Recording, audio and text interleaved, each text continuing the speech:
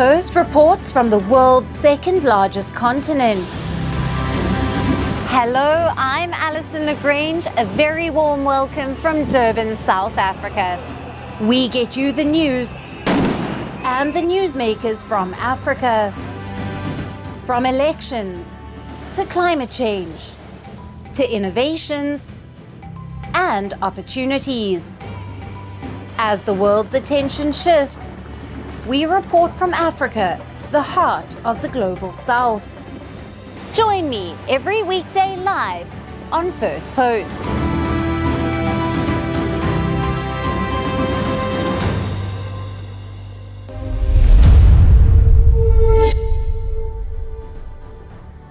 Hello and welcome to Firstpost Africa, where we get you the top stories from the continent and from across the world.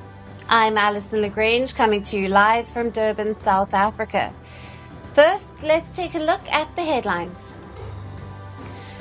Prime Minister Benjamin Netanyahu says Israeli forces could begin withdrawing from southern Lebanon if Beirut follows through on plans to seize Hezbollah weapons. Indonesia and the United States launched joint military drills that will last more than a week, joining allies from 11 countries in exercise aimed at ensuring stability in the Asia-Pacific region. India firms up a broad action plan to expand defense ties with Pacific nation Fiji, following Prime Minister Narendra Modi's extensive talks with his Fijian counterpart in New Delhi. New Zealand's postal service suspends most deliveries to the United States, citing uncertainty over the impact of President Donald Trump's looming tariffs. And Typhoon Kajiki makes landfall in eastern Vietnam, battering coastal areas with strong winds and heavy rain. Authorities have ordered more than 500,000 people to evacuate from their homes.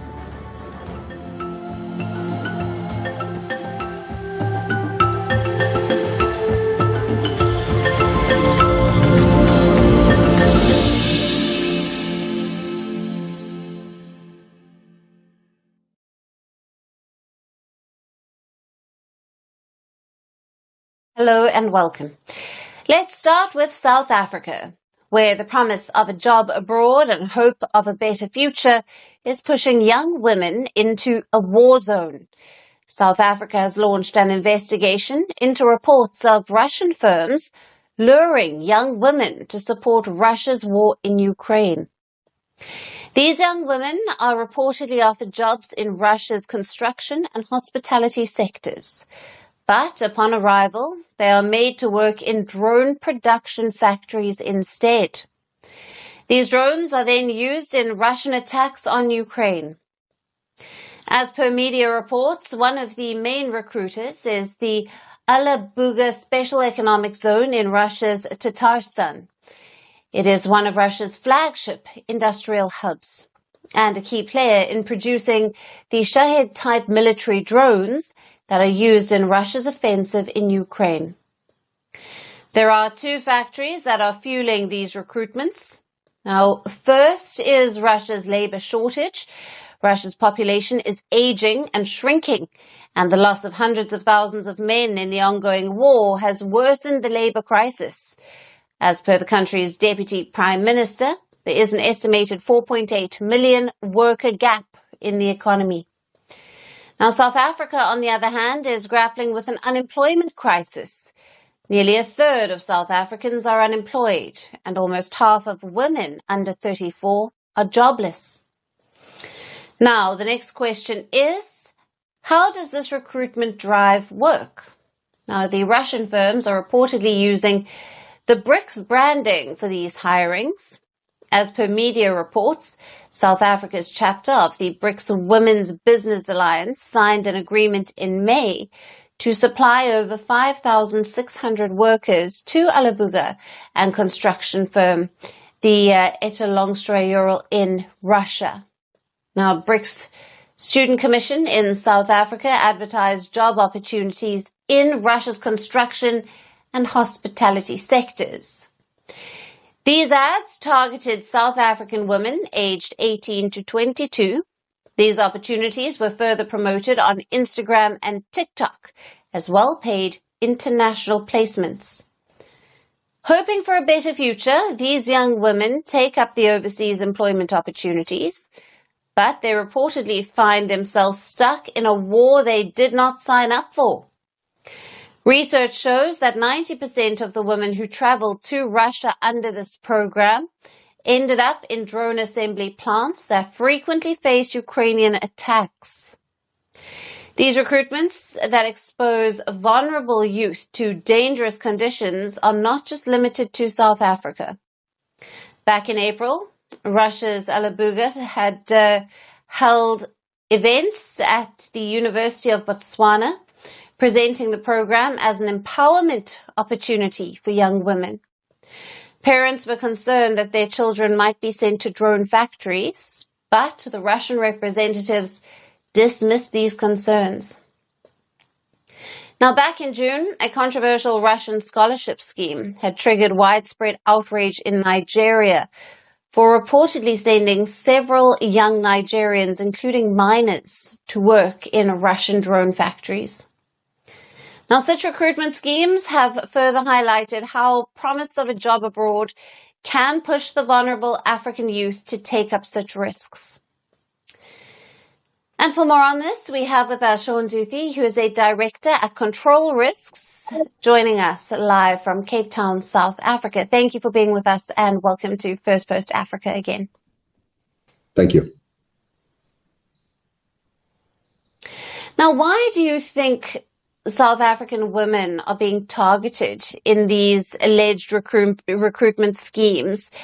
And what does this reveal about vulnerabilities in South Africa's job market and, of course, oversight of foreign employment offers? Well, I think, as you noted, they're not just targeting South Africans. They also were in Botswana. And I think it's also very likely that we'll probably see them target other countries in the region for more employees. I did speak with the author of this article several months back, and he also stated, as he said in the article, that women are preferred because they seem to be more compliant than if they were to bring males. And also he noted that it's likely that potentially the smaller fingers and dexterity might help or might be seen to help with the manufacturing of drones. But the large number of applicants, I think, really shows the lack of opportunities in South Africa and the hunger that South Africans have to find work, in particular because the wages that they're paying in Russia aren't much better than you would get here in South Africa.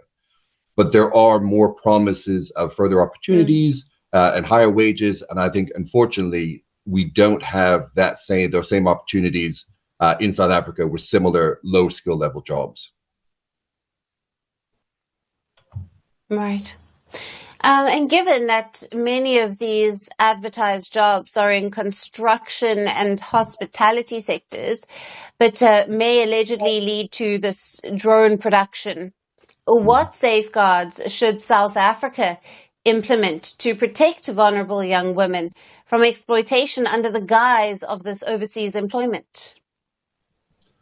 It's a very hard issue for the government to address because we have a lot of young South African citizens who go abroad to find work, maybe teaching English in Asia, working in a pub in London, and the government just doesn't have the capacity to investigate all these jobs to ensure that there's no exploitation. I think the fact that they are investigating this is a really good sign, though. And the government has in the past helped citizens who took overseas employment that ended up not being what it was supposed to be. But I think, unfortunately, the government is likely only able to help citizens after the fact, and it will still remain actually up to the individual to do their research into the company prior to leaving South Africa. Absolutely. And how significant is this, you've touched on it there, the investigation for South Africa's broader foreign policy, particularly its balancing act between maintaining ties with Russia and ensuring the protection of its citizens abroad? So, I think it's very important for the South African government to investigate what's happening at these companies and whether citizens are being misled and then working on drones. I think in particular because potentially These South Africans that are there may be violating the South African Prohibition of Mercenary Activities Act if they are helping to produce drones which are being used in Ukraine. So more clarity is needed on what these South Africans are doing in Russia, and also if they're doing it willingly, which may potentially result in legal issues when they return here to South Africa. But I think the investigation as far as Russia, I don't think it will be a major issue for Russia. It shouldn't damage relations. It's not a huge Russian foreign policy priority. If anything, if South Africa keeps pushing on the investigation, it's likely these companies will go somewhere else. And unfortunately, there are many other countries with high unemployment in the region, and their citizens would also jump at these type of opportunities. Right. Sean, we'll leave it there. Thank you very much for being with us. Thank you.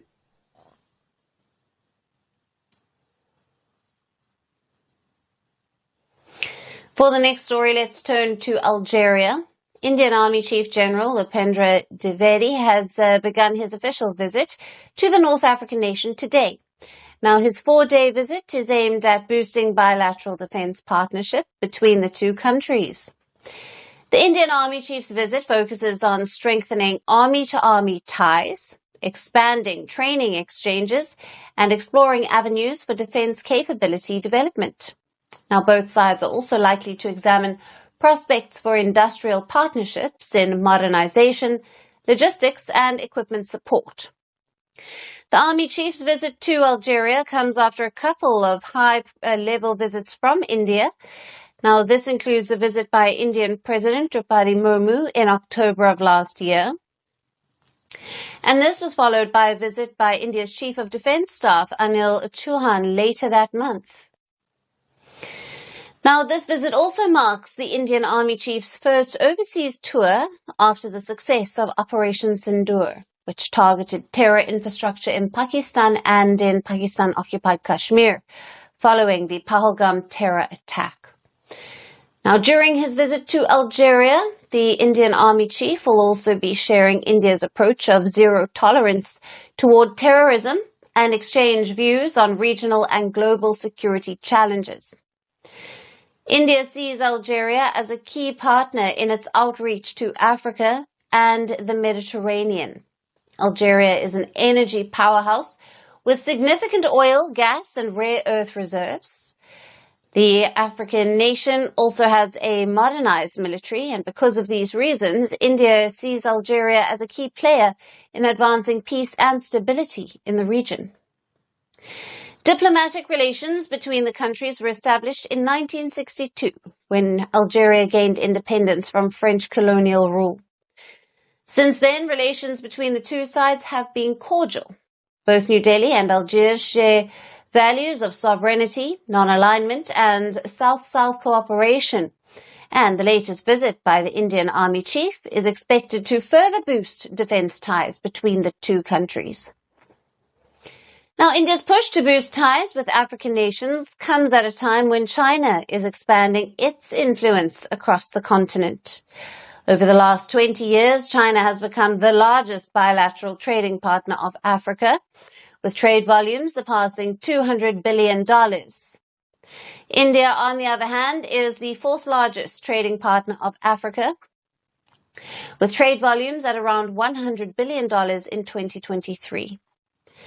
Now, China has strengthened its economic cooperation with Africa through various strategic plans under its Belt and Road Initiative and the Forum on China-Africa Cooperation. However, there have been concerns over these African nations falling into Chinese debt traps. This presents an opportunity for India to present itself as a more reliable partner for the African nations and to further expand its influence across the continent.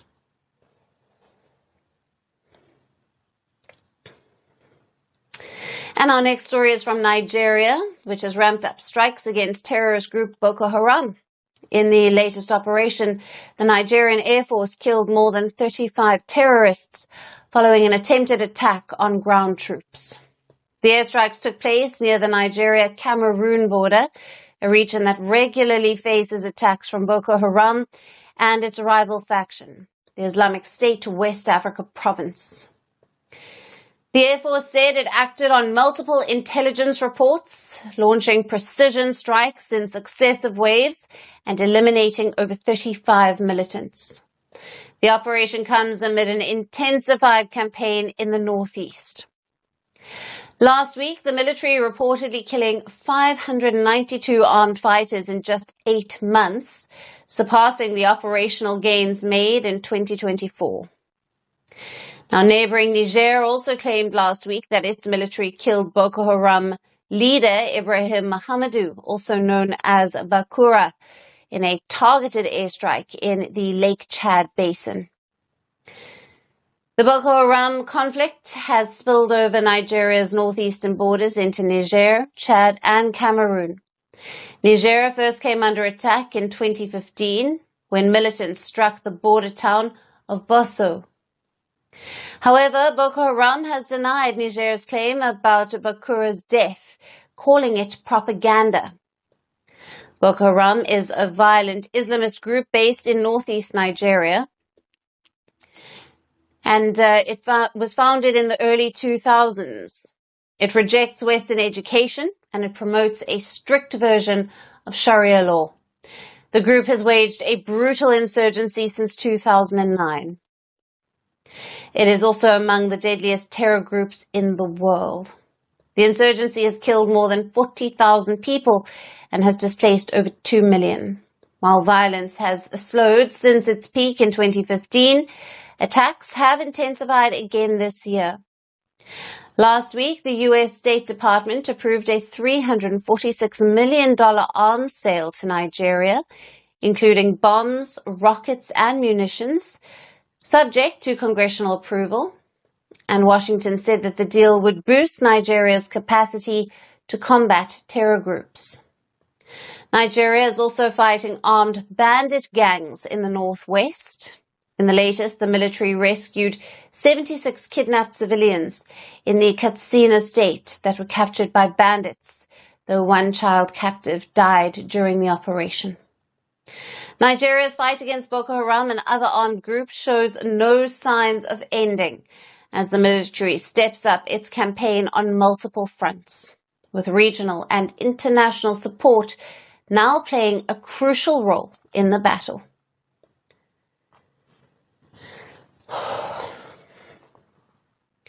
And our last story is from Burkina Faso, where the program to curb malaria, funded by billionaire Bill Gates, has been suspended by the military junta. Burkina Faso has halted a research initiative called Target Malaria, a Gates Foundation-funded project aimed at stopping the spread of the disease. Officials have ordered the program to cease all activities in the country and said that all scientific samples will be destroyed under strict protocols. Malaria remains one of the biggest killers in Africa. According to the World Health Organization, Africa accounted for over 95% of global malaria deaths in 2023, with a significant proportion in Burkina Faso alone.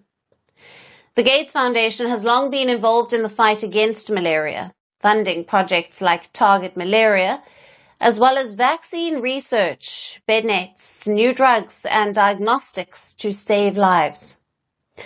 Target Malaria brings together scientists and community experts from Africa, Europe, and North America.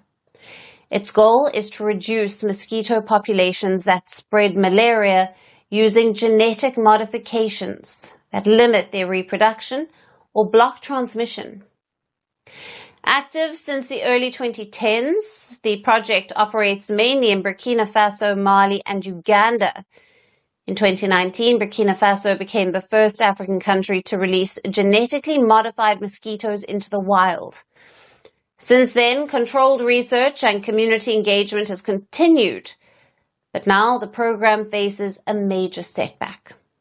Anti-Western sentiment has surged in Burkina Faso since 2022 coup, when the leader, Ibrahim Traoré, cut security ties with the US and France and moved closer to Russia.